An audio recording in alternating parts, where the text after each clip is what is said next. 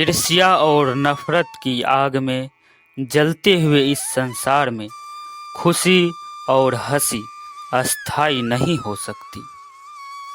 दुख और तकलीफ इंसान को परेशान करने के लिए नहीं, बल्कि उसके योग्यता और आत्मविश्वास का इम्तिहान लेने के लिए आते हैं। जब तक आपके मन में नाराज़गी के विचार पोषित होते रहेंगे, तब तक आपका क्रोध भी बना रहेगा। लेकिन जैसे ही आप नाराज़गी के विचारों को भुला देंगे, वैसे ही आपका क्रोध भी लुप्त हो जाएगा। जिस व्यक्ति का मन शांत होता है, जो व्यक्ति बोलते और अपना काम करते समय शांत रहता है, वह वही व्यक्ति होता है जिसने सच को हासिल कर लिया है और जो दुख तकलीफ़ों से मुक्त हो चुका है। कामना बड़ी बात नहीं है, परिवार के साथ खाना बड़ी बात है। एक समझदार व्यक्ति अपने अंदर की कमियों को उसी तरह से दूर कर लेता है जिस तरह से एक स्वर्णकार चांदी की अशुद्धियों को चुन चुन कर थोड़ा थोड़ा करके और इस प्रक्रिया को बार बार दोहराकर दूर कर लेता है। यदि आप समस्या का हल निकाल सकते हो तो फिर चिंता क्यों?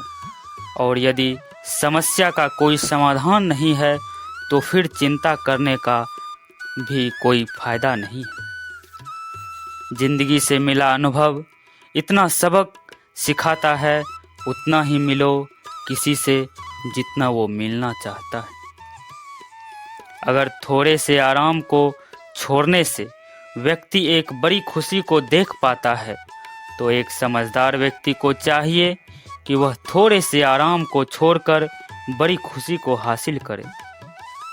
जीवन की यात्रा में विश्वास आपको पोषण देता है। अच्छे काम एक घर की तरह है, ज्ञान दिन की रोशनी की तरह है और सजगता आपको सुरक्षा देती है। खतरा दुश्मनों से नहीं, आसपास के लोगों से है, क्योंकि नाव बाहर के पानी से नहीं, अंदर के छेद के कारण डूबती है। हजार लड़ाई जीतने से अच्छा है अपने आप को जीतना, फिर जीत तुम्हारी है, इसे तुमसे कोई नहीं ले सकता। जब आपका मन पूरी तरह आज़ाद होता है, तो आप जीवन मृत्यु को उसके सही स्वरूप में देख पाते हैं। जीवन में कुछ भी अस्थाई नहीं है, आप सिर्फ उसे ही खोते हैं जिससे आप चिपके रहते हैं। गरीब रहोगे तो कोई ध्यान नहीं देगा, मेहनत करोगे तो सब हंसेंगे, जब कामयाब होगे तब सब जलेंगे। चिंता और चिता में केवल एक बिंदु का ही अंतर है, लेकिन चिता निर्जीव को जलाती है और चिंता जीवित को जलाती है। हम अपने विचारों का ही परिणाम हैं। मन ही सब कुछ है, जो हम सोचते हैं हम वही बन जाते हैं। शांति भीतर से आती है, बाहर इसकी तलाश करना व्यर्थ है। आपके पास जो कुछ भी है उसे बढ़ा चढ़ा कर मत बताइए और ना ही दूसरों से ईर्ष्या कीजिए। जो दूसरों से ईर्ष्या करता है उसे मन की शांति नहीं मिलती। घृणा से नहीं, प्रेम से खत्म होती है, यह शाश्वत सत्य है। अगर कोई काम करने लायक है तो उसे पूरे मन से करो, तभी उसमें सफलता प्राप्त होगी। अगर आपको मेरी तरह बांटने की शक्ति के बारे में पता होता तो आप कभी भी बिना बांटे हुए भोजन नहीं करते। दुनिया हमेशा से प्रशंसा करने और दोष निकालने का रास्ता ढूंढती आई है। यही होता आया है और यही होता रहेगा। जो व्यक्ति स्वयं से सच्चा प्यार करता है, वह कभी दूसरे व्यक्ति को चोट नहीं पहुंचाता है। जो व्यक्ति विचलित करने वाले विचारों से मुक्त होते हैं, उन्हें शांति अवश्य प्राप्त होती है। आज हम जो करते हैं जीवन में वही सबसे ज़्यादा मायने रखता है। सभी बुरे कार्य मन के कारण उत्पन्न होते हैं। अगर मन परिवर्तित हो जाए तो क्या अनैतिक कार्य कर सकते हैं। मन और मकान को वक्त वक्त पर साफ करना बहुत ज़रूरी है, क्योंकि मकान में बेमतलब सामान और मन में बेमतलब शंकाएं भर जाती है। उस समय की है जब पांचों पांडवों को वनवास हो गया था। वनवास जाने से पहले पांडवों ने भगवान श्री कृष्ण से पूछा, हे श्री कृष्ण, अभी यह द्वापर युग का अंत काल चल रहा है और आप हमें बताएं कि आने वाली कलयुग की चलित गति क्या और कैसी होगी। श्री कृष्ण जवाब देते हैं, मैं तुम्हें इसका सीधा सा उत्तर तो नहीं दे सकता, लेकिन हाँ, तुम पांचों भाई वन में जाओ और वन में जो कुछ भी दिखे मुझे आकर बताओ। मैं तुम्हें उसका कलयुग में प्रभाव बताऊंगा। इसके बाद पांचों भाई वन में चले गए। उन्होंने वन में जो देखा वह देखकर आश्चर्यचकित रह गए। श्री कृष्ण के कहे अनुसार पांचों भाई अलग अलग दिशाओं में वन की ओर निकले। युधिष्ठिर भ्रमण पर थे। उन्होंने एक जगह पर देखा कि एक हाथी के 2 सूंड थे। यह देखकर युधिष्ठिर के आश्चर्य का ठिकाना नहीं रहा। अर्जुन दूसरी दिशा में भ्रमण पर थे। कुछ दूर जंगल में जाने पर उन्होंने जो देखा उसे देखकर वह भी आश्चर्यचकित रह गए। वहां पर देखा कि कोई पक्षी है जिसके पंखों के ऊपर वेदों की रचनाएं की हुई है और वह पक्षी मुर्दे का मांस खा रही है। यह दृश्य देख अर्जुन कुछ समझ नहीं पाए। दोनों भाइयों की तरह भीम भी भ्रमण पर थे। उन्होंने जो देखा वह भी आश्चर्यचकित रह गए।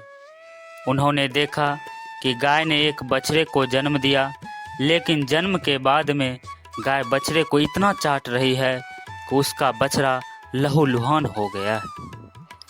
सहदेव भी भ्रमण पर थे। उन्होंने चौथा आश्चर्य देखा। उन्होंने देखा कि 6-7 कुएं हैं जिसमें पानी है और बीच का एक कुआं खाली है। बीच का कुआं काफ़ी गहरा होते हुए फिर भी पानी नहीं है और घोर आश्चर्य हुआ, ऐसा कैसे हो सकता है। नकुल भी भ्रमण पर थे और उन्होंने एक आश्चर्यजनक घटना देख एक पहाड़ के ऊपर से एक बड़ी सी चट्टान लुढ़कते हुए नीचे आ रही है। वे कितने ही वृक्षों से टकराकर उनको नीचे गिराते हुए वे आगे बढ़ जाती है। विशालकाय वृक्ष भी उसे रोक ना सके।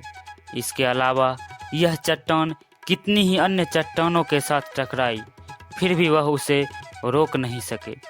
अंत में वह एक अत्यंत छोटे पौधे का स्पर्श होते ही स्थिर हो गई। इसके बाद पांचों भाई एकत्रित हुए और शाम को भगवान श्री कृष्ण को अपने अनुभव सुनाए। सबसे पहले युधिष्ठिर ने कहा, मैंने तो पहली बार 2 सूंड वाला हाथी देखा। यह मेरे लिए तो बहुत ही आश्चर्यजनक था। भगवान श्री कृष्ण कहते हैं, धर्मराज, अब तुम कलिकाल की सुनो। कलयुग में ऐसे लोगों का राज्य होगा जो दोनों ओर से शोषण करेंगे, बोलेंगे कुछ और, करेंगे कुछ और, मन में कुछ और होगा और कर्म कुछ और। ऐसे ही लोगों का कलयुग में राज होगा। तुम कलयुग आने से पहले तक राज्य कर लो। युधिष्ठिर के बाद अर्जुन ने कहा, मैंने जो देखा है वह तो कहीं ज़्यादा आश्चर्यजनक था। मैंने देखा कि एक पक्षी के पंखों पर वेदों की रचनाएं लिखी हुई है, पर वह पक्षी मुर्दे का मांस खा रहा है। श्री कृष्ण कहते हैं, कलयुग में ऐसे लोग रहेंगे जो बड़े ज्ञानी कहलाएंगे, विज्ञान की चर्चा करेंगे, लेकिन उनके आचरण राक्षसी होंगे। वह बड़े पंडित और विद्वान कहलाएंगे, किंतु यह देखते रहेंगे कि कौन सा मनुष्य कब मरे और हमारे नाम से संपत्ति कट जाए। हे अर्जुन, संस्था के व्यक्ति विचार करेंगे कौन सा मनुष्य मरे और संस्था हमारे नाम पर हो जाए। हर जाति धर्म पर प्रमुख पदों पर बैठे विचार करेंगे कि कब किसका श्राद्ध हो और कौन कब किस पद से हटे और हम उस पद पर चढ़ जाएं। कितने भी बड़े लोग हो परंतु उनकी दृष्टि धन और पद के ऊपर ही रहेगी। ऐसे लोगों की ही बहुत तायात होगी। अर्जुन के बाद भीम ने अपना अनुभव सुनाया। भीम ने कहा कि गाय अपने बछड़े को इतना चाटती है कि बछड़ा लहूलुहान हो जाता है। श्री कृष्ण कहते हैं, कलयुग का मनुष्य शिशुपाल हो जाएंगे। कलयुग में माँओं की बच्चों के लिए ममता इतनी बढ़ जाएगी उन्हें अपने विकास का अवसर ही नहीं मिलेगा। मोह माया में ही घर बर्बाद हो जाएगा। किसी का बेटा घर छोड़कर साधु बनेगा तो हजारों व्यक्ति दर्शन करेंगे। यदि अपने बेटे ने साधु बनना चाहा तो रोएंगे कि मेरे बेटे का क्या होगा। इतनी ज़्यादा ममता होगी कि उसे मोह माया और परिवार में ही बांध कर रखेंगे। उसका जीवन वहीं खत्म हो जाएगा।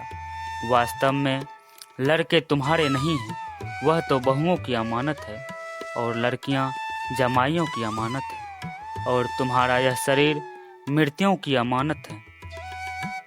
तुम्हारी आत्मा परमात्मा की अमानत है। इसलिए तुम्हारा अपने शाश्वत संबंध को जानना आवश्यक है।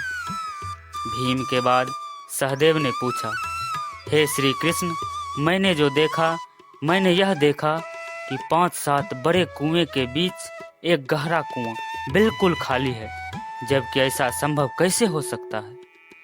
भगवान श्री कृष्ण ने जवाब में कहा, कलयुग में लड़की के विवाह में, मकान के उत्सव में, छोटे बड़े उत्सवों में तो लाखों रुपयों खर्च कर देंगे, परंतु पड़ोस में ही यदि कोई भूखा प्यासा मर रहा होगा तो यह नहीं देखेंगे कि उसका पेट भरा है या नहीं।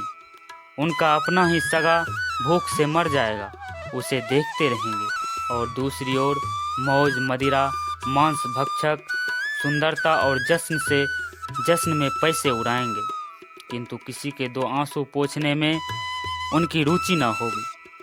कहने का तात्पर्य है कि कलयुग में अन्न के भंडार होंगे लेकिन लोग भूख से मरेंगे।